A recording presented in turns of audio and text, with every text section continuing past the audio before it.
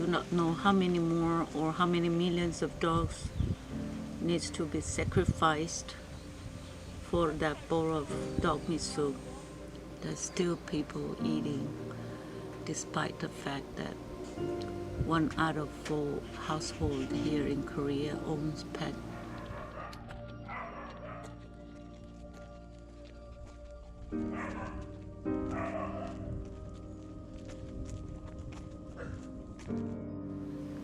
They have not had any gentle, kind care in their whole life. A lot of fear in them, you know. Why is this human so nice to me? That would be their first reaction. And then as they warm up, they become more, you know, like open up. But some dogs, the trauma is something that even time and patience cannot heal, you know. The conditions of dog farms or slaughterhouses is something beyond imagination. They hang the dogs and beat up the dogs. There is this belief, the harder it gets beaten, the tenderer the meat gets, you know. I just don't know how to describe it. It's just too much. I myself is very, very traumatized because I have seen too much.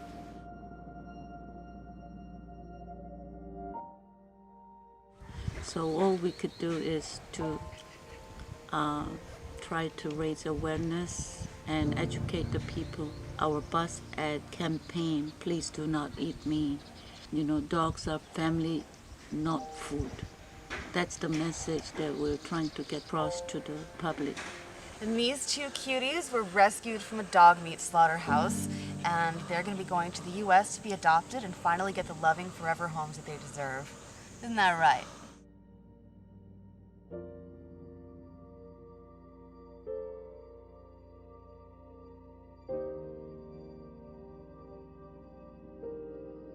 I want to make a donation on behalf of Lady Freethinker to help you save these dogs, because I think you're doing amazing work here.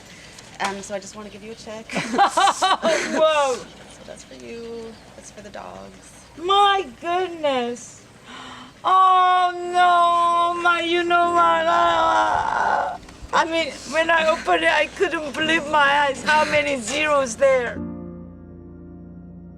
So we've arrived at Los Angeles International Airport. We have 4 dogs with us, rescued from the dog meat trade.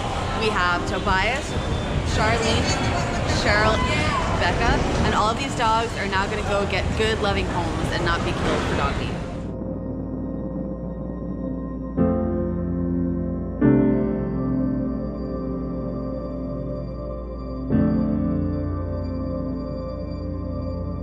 Look around. Maybe there are few dogs somewhere near your shelter needs your love and care. You never know.